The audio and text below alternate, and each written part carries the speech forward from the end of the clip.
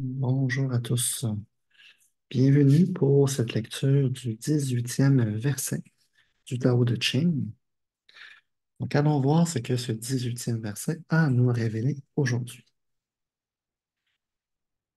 Je vous encourage toujours à pouvoir prendre le temps de respirer, de vous connecter à vous pour préparer vos énergies et permettre à l'ensemble de votre être d'être le plus réceptif possible afin d'accueillir ce qui est beau et bon pour vous euh, dans, dans chaque lecture.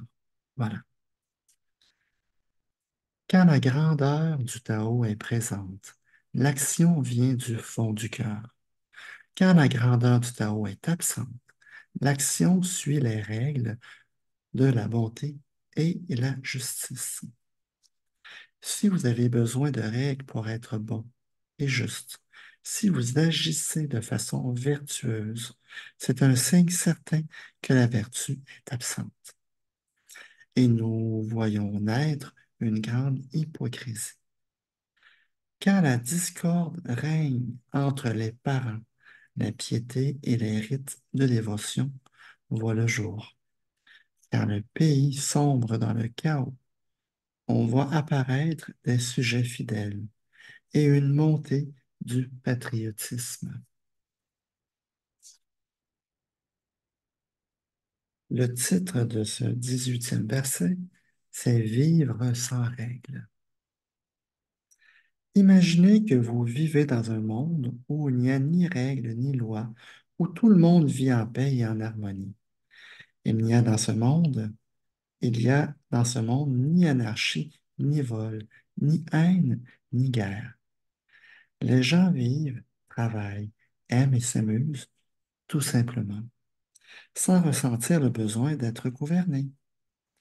Pouvez-vous imaginer une planète où les codes de conduite et les décrets pour gouverner la population ne sont plus nécessaires? Voilà le genre d'idéal qui a conduit Lao Tzu à créer ce 18e verset du Tao de Ching, dans lequel il affirme clairement que vous n'avez pas besoin de règles pour être bon et juste. Je vous suggère donc, je vous suggère donc qu'en changeant votre façon de voir les raisons derrière ces règles, les organisations qui régissent la société, les politiciens et le système de justice finiront par changer.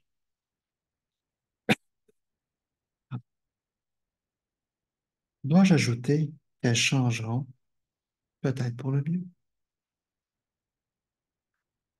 Quand vous modifiez votre point de vue afin qu'il corresponde à celui du Tao, vous cessez de voir votre principale raison d'être et d'agir comme étant dictée par votre nation, votre ville, votre école, votre religion ou même votre coopérative d'habitation. Plusieurs perçoivent les règles et les lois comme étant la seule façon d'obtenir des gens qui se comportent avec bonté, justice et amour. Mais vous pouvez choisir de vivre selon votre cœur, en considérant ces vertus comme des responsabilités individuelles auxquelles vous adhérez sans qu'un règlement ou une convention ne vous y pousse. Voilà ce que j'entends par vivre sans règles. Vous pouvez choisir d'être en harmonie avec les règles et les lois de votre entreprise, de votre gouvernement, de votre famille ou de votre religion, au lieu d'agir à cause d'elle. Je vous promets que si vous passez d'une façon de penser ancrée dans la loi à une façon de penser ancrée dans le cœur, votre vie ne sera plus jamais la même.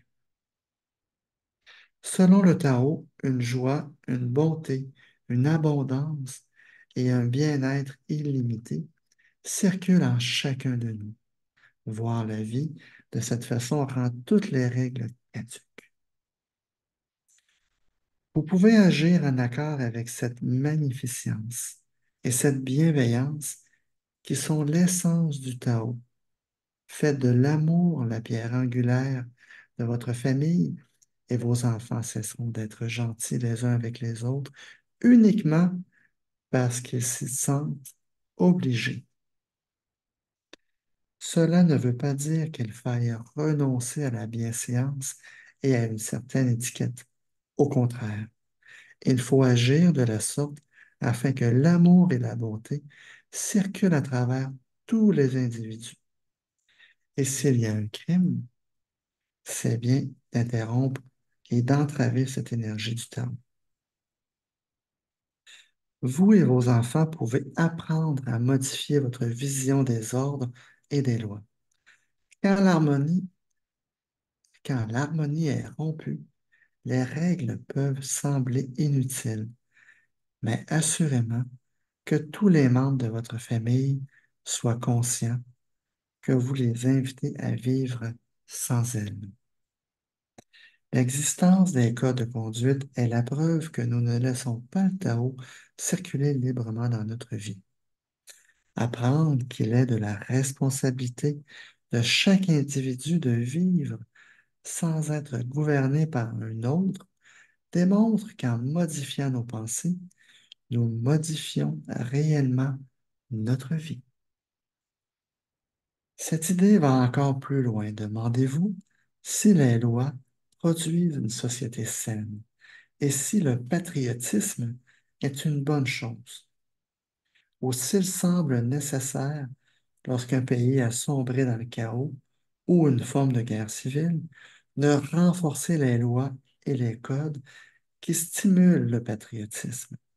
Les règles sont créées pour imposer des peines afin de maîtriser et de diriger les gens qui n'ont pas appris quelle est leur responsabilité individuelle en tant que partie d'un tout. Et pourtant, nous n'avons pas besoin d'un sentiment d'unité nationale pour réglementer un sentiment universel, puisque l'unité du Tao est plus grande que celle de n'importe quel groupe sur Terre. Nous avons donc ici un résumé de ce qui se produit lorsque la grande voie est désertée. Un besoin de justice apparaît. La fausseté parmi la population crée un besoin pour l'établissement de règles et la venue de dirigeants qui rétabliront l'ordre. Les ministres du gouvernement semblent éclairer le désordre et les ténèbres. Sachant tout cela, je crois qu'il est essentiel de revenir à cette image que je vous ai demandé d'envisager quelques paragraphes plus tôt et d'appliquer ce que le Lao Tzu nous dit dans ce profond verset du Tao de Ching. Laissez vos actions surgir de votre cœur en harmonie avec le Tao. Laissez vos actions surgir de votre cœur en harmonie avec le Tao. Une troisième fois. Laissez vos actions surgir de votre cœur en harmonie avec le Tao. Et quand vous êtes en harmonie avec le Tao, vous n'avez pas besoin de règles ou vous n'êtes aucunement lié parce qu'elles déclarent être légales ou illégales. La raison pour laquelle vous ne volez pas votre voisin n'a rien à voir avec la loi. Vous agissez ainsi parce que vous assumez la responsabilité personnelle de vos actions. Votre vie n'est pas basée sur un ensemble de règles. Et si vous ne volez pas, c'est parce que vous respectez les droits de vos semblables à vivre sans avoir peur de se faire voler, car cela correspond au Tao. Dans le Tao, il n'y a pas de vol, car tout appartient à tout le monde. Il n'y a ni titre de propriété, ni terre à posséder. Il n'y a que la volonté d'aimer et de respecter tout le monde et toutes choses. Les lois qui rendent les vols, les coups et les blessures illégaux sont apparues parce que nous avons perdu le contact avec le temps.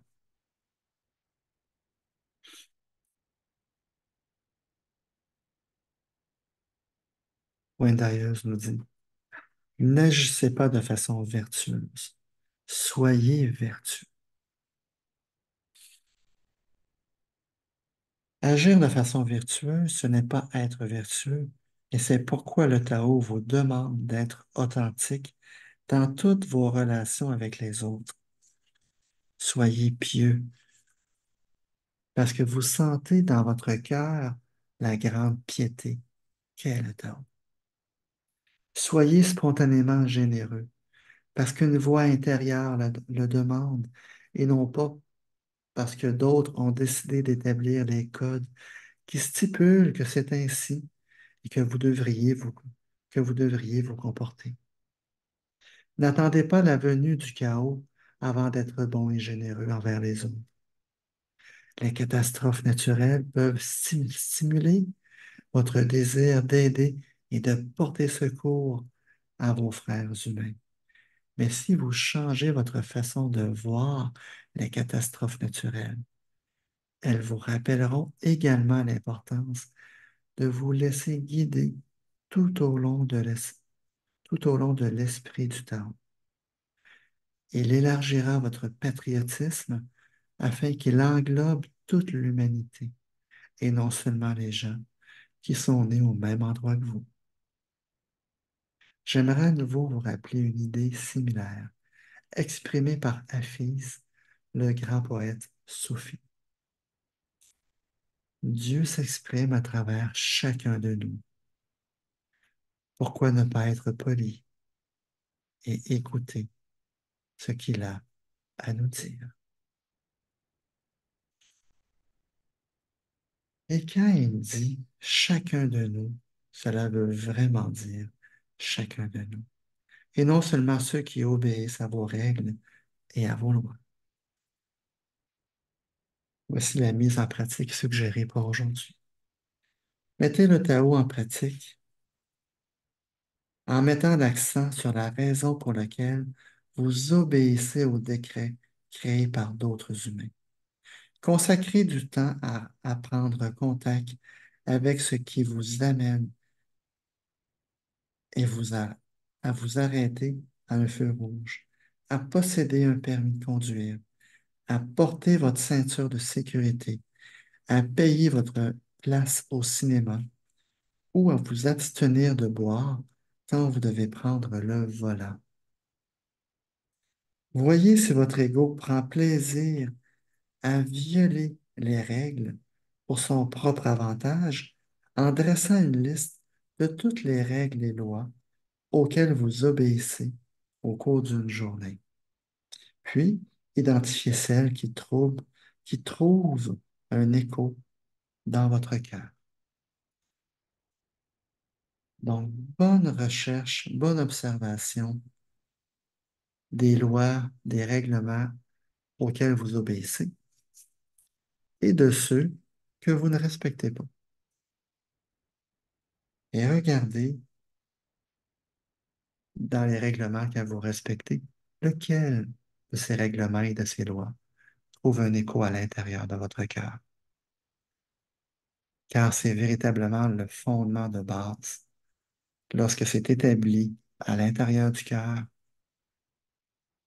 bien c'est tellement plus profond que simplement le, le désir ou la peur de ne pas respecter les lois pour avoir des conséquences extérieures. Ça, lorsque c'est intégré à l'intérieur de nous, bien, on n'est pas en attente d'une peur quelconque ou de